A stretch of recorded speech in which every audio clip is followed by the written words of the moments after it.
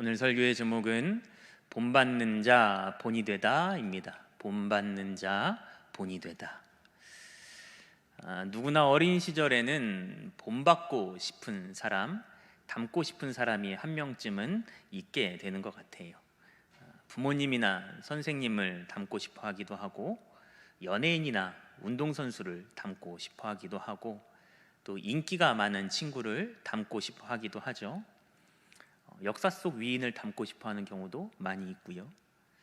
비단 어린이 시절뿐만이 아니라 성인이 되어서도 저 사람은 참 본받을 만하다, 나는 저 사람을 닮아가고 싶다, 나도 저 사람처럼 되고 싶다 라는 생각을 하게끔 만드는 이들을 만나기도 합니다. 여러분에게는 닮고 싶은 사람, 본받고 싶은 사람이 있으신가요? 만약에 있다면 본받으려는 그 사람과 지금 얼마나 닮아 있으신가요? 사실 누군가를 본받는 일은 여간 어려운 일이 아닙니다. 하루 이틀은 그 사람을 따라해보기도 하고, 말투나 생활 패턴이나 사고방식도 그 사람과 비슷하게 바꿔보려고 시도해보지만, 그 사람의 열정이나 능력이나 노력의 양과 질이 애초에 내가 따라할 수 있는 정도가 아니었구나 깨닫고는 금세 포기해버리는 경우가 많거든요. 그런데 이보다 더 어려운 일도 있습니다. 누군가에게 본이 되는 일이죠. 많은 부모님들이 자녀에게 본이 되기를 원하지만 생각보다 훨씬 더 어려운 일임을 경험하고 계실 겁니다. 목회자들도 성도에게 본이 되어야 한다는 생각을 가지고는 있는데요, 본이 되기는커녕 책 잡히지는 않으면 다행이다라는 생각을 많이 하게 됩니다. 직장 생활을 하시는 분들도 처음에는 하나님, 이곳에서 제가 하나님의 영광을 드러내는 빛과 소금이 되게 해주세요 기도하면서 믿는 자로서의 본이 되기를 꿈꿔보기도 하지만, 얼마 지나지 않아서 세상을 닮아가고 있는 자신의 모습을 보고는 내가 교회 다닌다는 사실을 아무도 몰라서 참 다행이다 라는 생각을 하는 경우도 많이 있죠. 이렇게 평범한 대다수의 사람들에게는 누군가를 본받는 일도 어려운 일이고, 누군가의 본이 되는 일도 참으로 힘든 일입니다. 그래서일까요? 이제는 더 이상 누군가를 본받으려 하지도 않고 누군가에게 본이 되려는 생각도 하지 않은 채 그저 흘러가는 대로 살아가는 것이 우리의 모습인 듯합니다. 물론 누군가를 본받지 않는 것이 잘못된 일은 아니죠. 자연스러운 내 모습으로 나만의 방식에 따라서 인생을 살아가는 건 역시 가치 있는 일이니까요. 또 누구에게 본이 되지 않는다고 해서 문제가 될 것도 없습니다. 남에게 피해를 주지 않고 손가락질 받지 않으면서 살기만 해도 충분히 훌륭한 것이니까요. 그러나 누군가를 본받는 일과 또 누군가의 본이 되는 일, 이 두 가지는 우리가 그리스도인이라는 명찰을 달고 신앙생활을 하는 이상 피해갈 수 없는 일이라는 사실을 알아야 합니다. 왜냐? 그리스도인은 예수 그리스도를 본받는 사람들이어야 하거든요. 더불어서 다른 이들에게는 믿음의 본이 되어야 하는 사람들이기도 하고요. 이것은 몇몇 목회자들이나 신앙적인 열심을 가진 소수의 사람들에게만 해당되는 말이 아닙니다. 믿는 자라고 한다면 누구에게나, 지금 이 자리에 앉아 계신 여러분들과 또 영상으로 예배하고 있는 모든 분들에게 해당되는 말입니다. 예수님께서 또 바울 사도께서 분명히 말씀하셨거든요. 마태복음 16장 24절에 이런 말씀이 있어요. 찾아봅니다. 성경 한번 찾아보시죠. 마태복음 16장 24절입니다.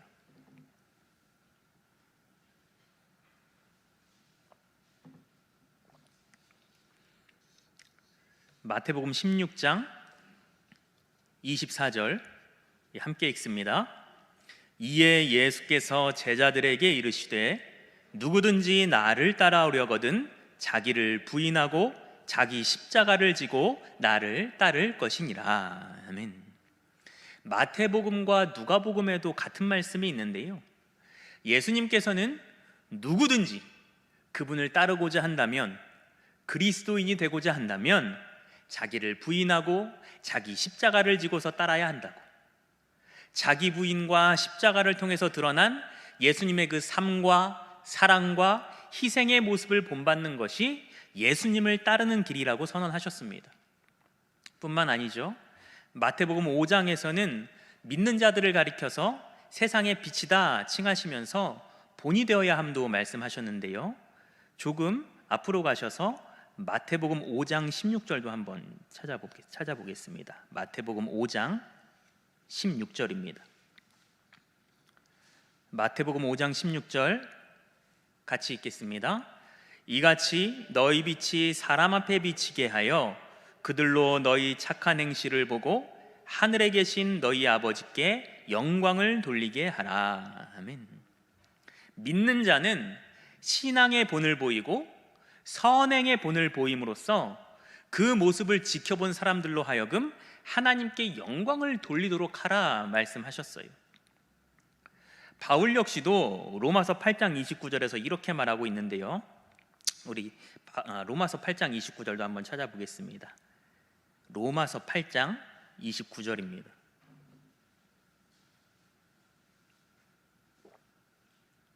로마서 8장 29절 함께 읽겠습니다. 하나님이 미리 하신 자들을 또한 그 아들의 형상을 본받게 하기 위하여 미리 정하셨으니 이는 그로 많은 형제 중에서 맏아들이 되게 하려 하심이니라. 아멘. 하나님께서 그의 자녀들을 택하여서 부르신 이유가 뭐래요? 그 아들의 형상, 즉 예수 그리스도의 형상을 본받게 하기 위함이래요. 우리가 지금 찾아본 것은 세 구절 뿐이지만 이 외에도 신약 성경의 수많은 구절에서 믿는 자는 예수님을 본받아야 하고 믿는 사람은 다른 사람들에게 믿음의 본을 보여야 함을 이야기하고 있습니다. 성경이 말하고 있으니 피해갈 수가 없어요.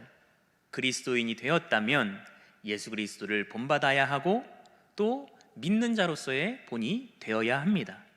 선택사항이 아니라는 것이죠. 그럼 묻습니다.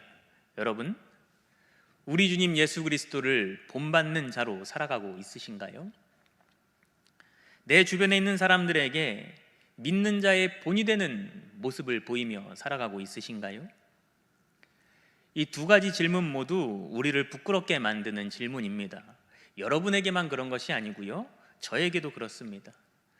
우리 중에 누가 나는 예수님을 본받고 있노라고, 주변 사람들에게 본이 되고 있노라고 당당하게 말할 수가 있겠어요?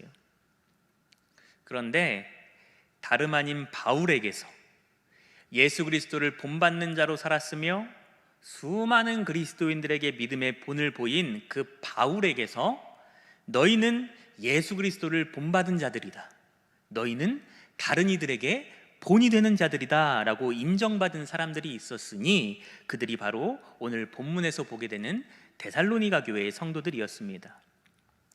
다시 오늘 본문인 데살로니가전서 1장으로 가보시겠어요?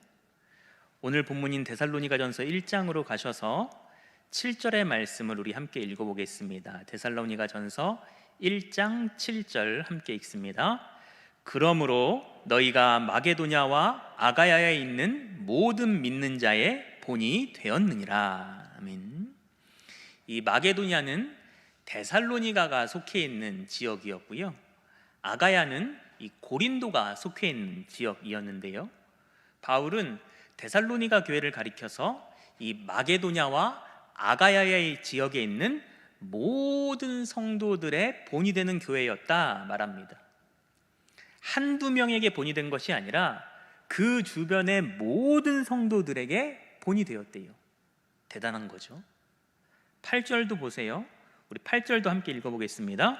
주의 말씀이 너희에게로부터 마게도냐와 아가야에만 들릴 뿐이 아니라 하나님을 향한 너희의 믿음의 소문이 각처에 퍼졌으므로 우리는 아무 말도 할 것이 없노라.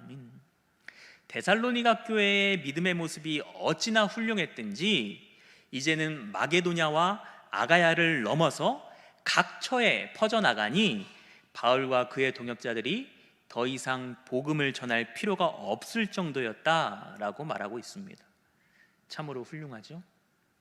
그런데 여기서 끝이 아닙니다. 진짜 놀라운 점은 따로 있는데요, 이 교회가 바울에게서 이토록 엄청난 칭찬을 듣고 있는 믿음의 본이 되었다 말하는 이 교회가 세워진 지 얼마 되지 않은 초심자들로 이루어진 교회였다는 사실입니다. 데살로니가 교회는 이 바울의 2차 선교 여행 중에 세워진 교회거든요. 사도행전 17장에 바울이 데살로니가에서 어떻게 선교를 했는지 기록을 하고 있는데요. 사도행전 17장 2절과 3절에 의하면 빌립보를 떠나서 데살로니가에 도착한 바울이 새 안식일 동안 유대인의 회당에서 성경을 강론합니다.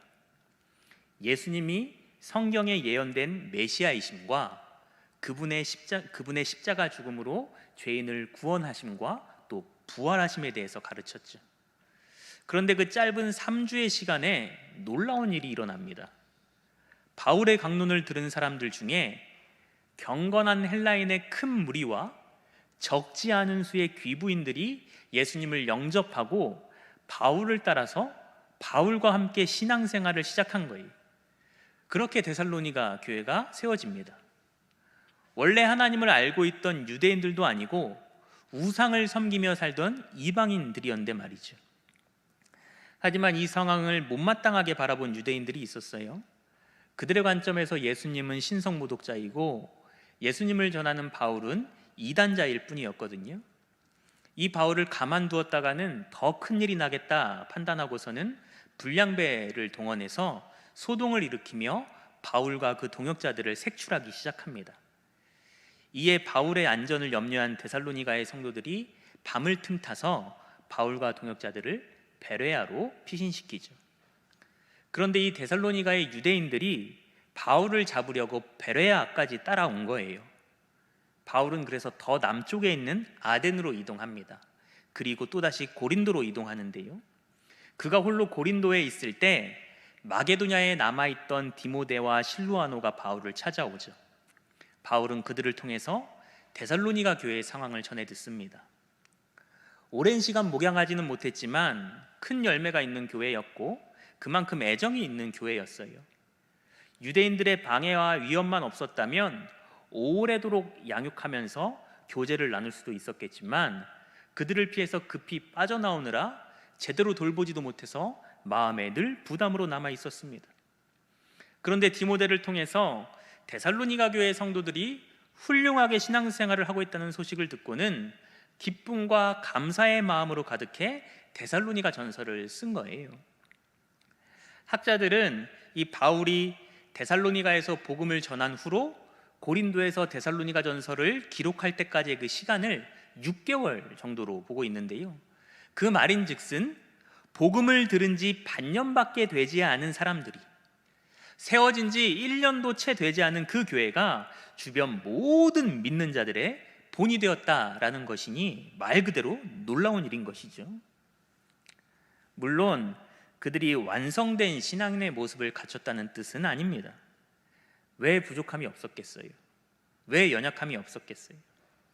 바울이 그들을 매우 칭찬하고는 있지만 4장과 5장을 통해서 그들에게 여러 가지 신앙의 권면과 지침을 주고 있는 것만 봐도 그들은 여전히 많은 지도와 가르침을 받아야 하는 위치에 있는 교회였습니다.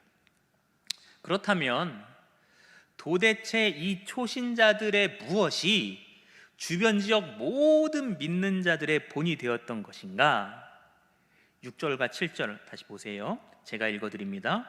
6절과 7절입니다. 또 너희는 많은 환난 가운데서 성령의 기쁨으로 말씀을 받아 우리와 주를 본받은 자가 되었으니 그러므로 너희가 마게도냐와 아가야에 있는 모든 믿는 자의 본이 되었느니라. 데살로니가의 성도들이 바울과 그 동역자들과 주 예수를 본받는 자가 되었으니 그러므로 모든 믿는 자의 본이 되었대요. 무슨 말이냐? 데살로니가는 바울과 그의 동역자들을 찾아서 죽이려 했던 그 유대인들이 여전히 남아있는 곳이었습니다. 그런 곳에서 복음을 포기하지 않고 계속해서 말씀을 따라서 산다는 것은 결코 쉬운 일이 아니었겠죠. 6절에서는 실제로 그들이 많은 환난 가운데 있었음을 말하고 있습니다. 게다가 그들은 이방인이었잖아요. 오래도록 우상 숭배를 해왔고 우상숭배에 근거한 문화에 익숙한 사람들이었고 우상숭배를 하는 이웃들 속에서 살았어요. 환난이 많으니 예수 믿기를 그만두고 다시 우상에게로 돌아가도 전혀 이상할 것이 없는 상황이었죠. 하지만 데살로니가의 성도들은 그 어려움 가운데에서도 믿음을 버리지 않았고 환난 중에도 성령의 기쁨으로 말씀을 받아들였어요. 이제 막 신앙생활을 시작했기에 부족함도 많고 연약함도 많았지만 그들에게 복음을 전해주었던 그 바울과 실로아노와 디모데의 신앙을 떠올리면서 그들이 하나님의 말씀을 어떻게 대했는지, 또 어떻게 전했는지, 그 말씀을 따라서 어떻게 살아갔는지 들은 대로 본 대로 따라했어요. 예수님을 닮고자 하는 열망이 있었기에 예수의 길을 먼저 걸어가는 그 바울을 본받아 살아갔고, 예수의 길을 따라가는 그 실로아노와 디모데를 본받아 살았으며, 그것으로 예수 그리스도를 본받는 자의 삶을 살아갔던 것이죠. 그렇게 완벽하진 않을지라도 포기하지 않고 예수님을 닮아가려 하는 그 모습 자체가, 그래서 성장하고 있고 발전하고 있는 그 모습 자체가, 그 시도 자체가, 그 노력 자체가, 그 과정 자체가 모든 믿는 자들에게 본이 되었다는 거예요. 그들은 예수를 본받는 자들일 뿐이었고 바울과 그 동역자들을 본받는 자들일 뿐이었지만 그 본받는 자로 살아가려 노력하는 모습이 모든 믿는 자의 본이 되었다는 것이죠. 우리는 흔히 한 분야에서 정점에 이른 사람, 누구나 인정할 만한 업적을 이룬 사람만이 본이 될 수 있다라고 생각합니다. 전도의 본이 되려면 복음에 불모지었던 그 제주도에 목숨 걸고 복음의 씨앗 뿌렸던 이기풍 목사님 정도는 되어야 한다고 생각을 하죠. 사랑의 본이 되려면 자기의 아들을 죽인 그 사람을 용서한 것도 모자라서 그를 자기의 양자로 삼기까지 했었던 손양원 목사님 정도는 되어야 한다고 생각합니다. 그래서 누군가에게 본이 되는 일은 나처럼 평범한 사람만과는 무관하다 여기곤 하죠. 또 그런 분들을 본받는 일도 나에게는 버거운 일이라 여깁니다. 하지만 정점에 있지 않아도, 완벽하지 않아도, 독보적이지 않아도 예수 그리스도를 본받고자 힘쓰는 그 모습만 있다면 누구나 귀한 믿음의 본이 될 수 있다는 사실을 알아야 합니다. 물론 우리가 아무리 힘을 쓴다 한들 예수님처럼 될 수는 없죠. 어림도 없는 일입니다. 하지만 그렇다 해도 예수님 본받기를 열망하고 예수님 닮기를 소망하고 예수님의 그 무엇이든 본받으려고 시도해 볼 수는 있는 거잖아요. 그렇게 예수님을 따라가는 그 길로 들어설 수는 있다고요. 그렇게 되면 예수님이 걸어가셨던 그 길로 들어서서 한 걸음 한 걸음씩 걷다 보면 비록 더딜지라도 내 삶과 신앙의 모습에서 예수 그리스도의 흔적이 드러나게 될 것이고, 그러다 보면 예수 그리스도를 본받으려고 힘쓰는 내가 어느새 누군가의 본이 되어 있는 모습을 발견하게 되는 거예요. 그래서 누구든지 예수 그리스도를 본받는 자는 예수 그리스도를 본받으려 하고 본받기를 힘쓰는 자는 다른 이들의 본이 될 수 있는 것이죠. 교회는, 그리스도인은 언제나 예수 그리스도를 본받아야 합니다. 그러나 동시에 그 누구도 예수님의 경지에 이를 수는 없기에 예수님을 본받는 이 일은 평생을 두고 계속되어야 합니다. 그렇다면 지금 우리는 이 일을 계속하고 있는지 스스로를 점검해 보아야 하겠죠. 교회는 많아졌고 신자도 많아졌지만 언젠가부터 예수님을 본받아 살아가려는 신앙의 걸음은 멈춰버린 것 같다는 생각이 들곤 합니다. 이 정도면 되었다, 할 만큼 했다, 나는 예수 믿으니 천국에 갈 수 있고, 나는 예배를 통해서 은혜를 누리고 있으며 기도로 주님의 도우심을 받고 찬송으로 위로와 평안을 누리며 살아가니 그것으로 되었다. 그렇게 더 이상 예수님을 본받고 싶어 하지도 않고 예수님을 본받으려고 힘쓰지도 않고 심지어 예수님을 본받아야 한다는 생각조차 하지 않은 채 살아가는 것 같기도 합니다. 그렇게 더 이상 본받는 자로 살아가지를 않으니 본이 될 수 없는 상태가 되어버린 것은 아닌가 생각해 보기도 하고요. 그러나 이 사실은 분명합니다. 그리스도인으로 살아간다는 것은 곧 예수 그리스도를 본받는 자로 살아감을 뜻합니다. 그리스도를 닮아가고 그리스도를 따라가는 것을 뜻합니다. 그러니 우리가 그리스도인으로 살고자 한다면 그분을 본받고자 하는, 그분을 따라가고 닮아가고자 하는 그 믿음의 싸움과 의지와 결단과 다짐과 애씀이 항상 있어야 합니다. 그것을 통해서 그리스도의 모습이 내 삶 속에서 드러나야 합니다. 예수님을 본받으려는 마음도 없고 그런 노력도 없고 그런 의지도 없다면, 그래서 나에게서 그리스도가 드러나지 않는다면 우리가 무엇 때문에 그리스도인이라는 이름으로 불려야 하는 걸까요?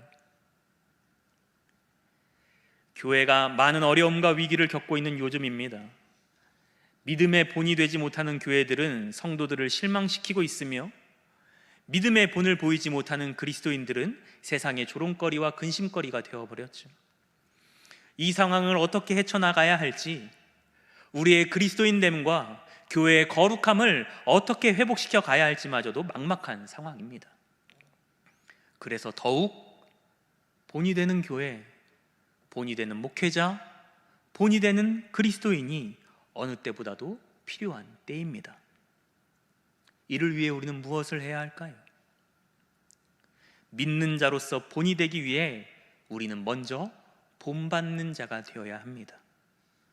바울과 같은 신실하고 헌신된 그리스도인들을 본받고 우리를 위해 십자가 지시고 고난의 길을 가셨던 그 예수 그리스도를 본받는 자로 살아갈 때 본이 되는 교회, 본이 되는 목회자, 본이 되는 그리스도인으로 설 수 있는 것이니까요. 본받는 자 되는 것이 곧 본이 되는 길이니까요.